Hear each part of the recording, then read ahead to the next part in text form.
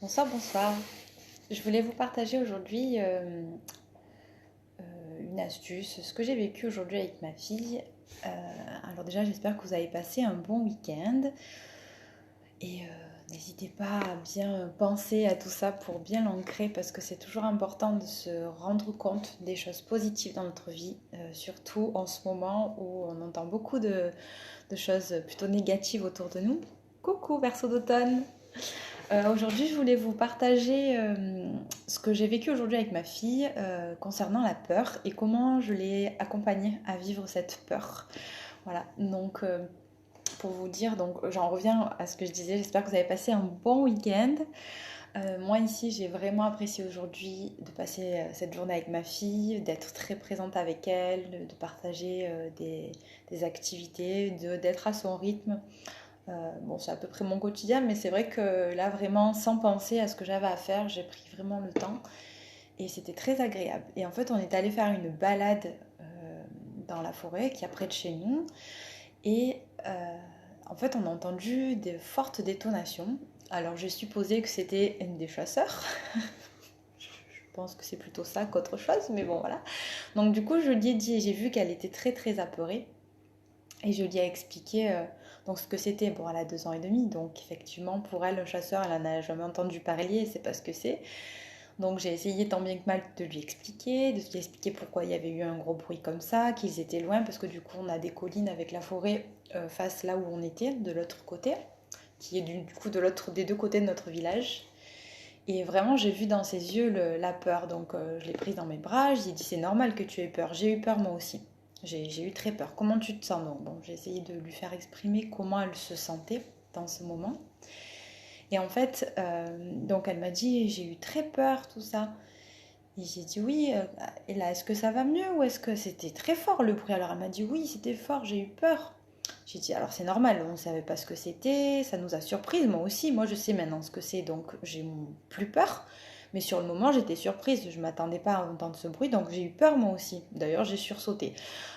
Donc peut-être même qu'elle a ressenti, moi, mon sursaut, elle n'était pas vraiment collée à moi, mais peut-être qu'elle a vu ou ressenti mon sursaut.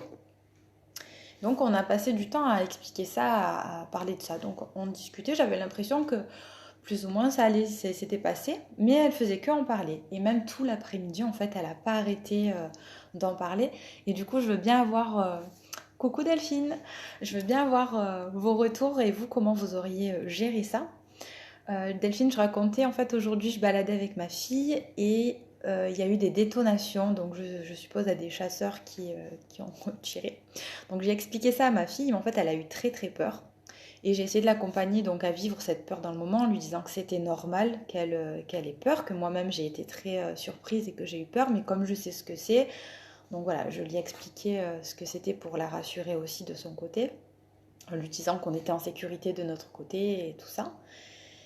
Et donc, dans l'après-midi, donc elle en a beaucoup parlé, elle en a parlé à son papa quand elle l'a eu au téléphone, elle en a parlé à ses tontons quand elle les a vus en visio aussi. Et en fait, j'ai dit valider son émotion, tout à fait d'accord avec toi. Oui, je sais que c'est très important de valider les émotions déjà et de pas dire mais non, n'aie pas peur. Parce que ben si, moi-même j'ai eu peur, donc c'est normal qu'elle ait eu peur aussi. Et donc, on en a beaucoup parlé. Moi, je lui en parlais pas, j'ai juste expliqué quand elle en parlait justement pour pas mettre de côté sa peur. Mais je revenais pas non plus sur le tapis pour pas lui ancrer cette peur et revenir sur ça. Mettre des mots sur ce qu'elle ne comprend pas comme tu as fait. Super. Et alors du coup, euh, le soir, j'ai même senti qu'elle était un petit peu excitée alors qu'elle était très bien, elle s'était défoulée tout ça. Quand on est allé se coucher, elle m'en a encore parlé. Elle disait j'ai peur, maman montre-moi à la fenêtre où est-ce qu'ils sont les chasseurs. Donc je lui montrais regarde c'est la nuit, ils sont rentrés chez eux. On n'entend plus, en plus on n'a plus entendu de détonation. J'ai essayé tant bien que mal de lui expliquer. Et en fait, donc à un moment donné, j'ai dit comment tu as eu peur? Donc j'ai dit tu as encore peur, on est dans la maison, là tu crains rien, tu vois, on est dans la maison, ils peuvent pas rentrer, les chasseurs ne chassent qu'à l'extérieur les animaux. Et donc j'ai essayé déjà de lui faire comprendre comment elle se sentait dans son corps. Donc je lui ai fait imaginer, j'ai dit alors ferme tes yeux et comment tu te sens dans ton ventre? Alors elle m'a dit j'ai peur. Donc j'ai dit, imagine que tu as peur. Alors avec mes mains, en fait, je suis passée dessus pour lui dire, hop, elle s'en va comme ça, tu vois. Alors elle était contente qu'elle a ouvert les yeux, mais elle en a quand même encore parlé. Et là, je me suis dit, elle a vraiment besoin, je pense, de relâcher en fait la tension qu'elle a eue à ce moment-là, qui est certainement encore présente dans son corps. Donc ce que je lui ai fait faire avant d'aller se coucher, parce que je me suis dit sinon elle va très mal dormir, je lui ai fait en fait taper les pieds sur le matelas. En fait, elle a un lit au sol sur des tatamis, donc je lui ai dit allez, tu sautes sur le lit et tu écrases les chasseurs, tu écrases, tu écrases, tu écrases. Coucou Ingrid. Alors j'ai dit tu écrases, tu écrases, tu écrases. Et alors elle était contente, je voyais que ça lui faisait du bien parce qu'elle était vraiment très sérieuse et tout à écraser sa peur et enfin pas sa peur mais du coup les chasseurs, d'imaginer qu'elle écrasait les chasseurs. Je pense qu'en plus dans sa tête un chasseur c'est une créature, quelque chose. Je pense qu'elle n'a pas compris que c'était peut-être un humain. Coucou, bienvenue.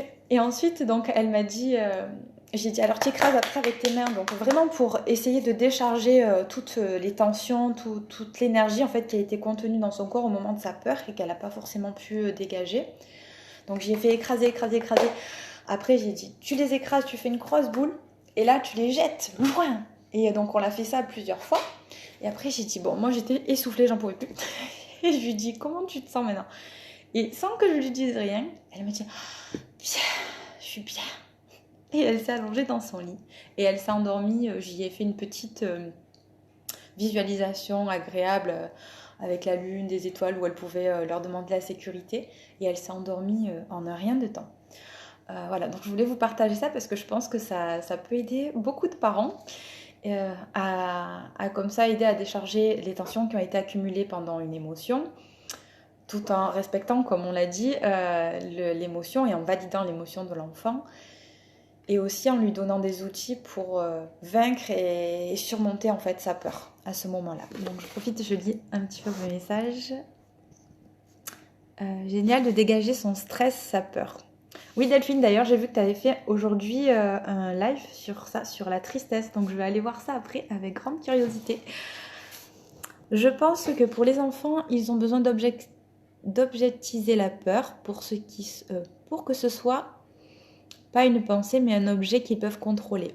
Peut-être j'aurais essayé de lui montrer l'image d'un chasseur avec un fusil pour qu'elle puisse le symboliser. Alors c'est exactement ce que je me suis dit quand j'étais allongée avec elle. Je me suis dit demain, si jamais elle m'en reparle, je lui montrerai bien ce que c'était. Bon là du coup je me suis dit au moins elle l'a écrasé, alors elle l'a pas visualisé vraiment, mais au moins elle a pu le palper entre guillemets puisqu'elle l'a écrasé et elle l'a écrabouillé et jeté loin d'elle. Et ça l'a vraiment apaisée. Mais effectivement, c'est ce que je me suis dit que la visualiser en fait, parce qu'elle n'arrive pas à penser à quelque chose qu'elle ne connaît pas forcément, puisque... Donc, je retiens ça. Berceau d'automne, c'est exactement ce que je vais faire demain. C'est super efficace pour les loulous. Oui.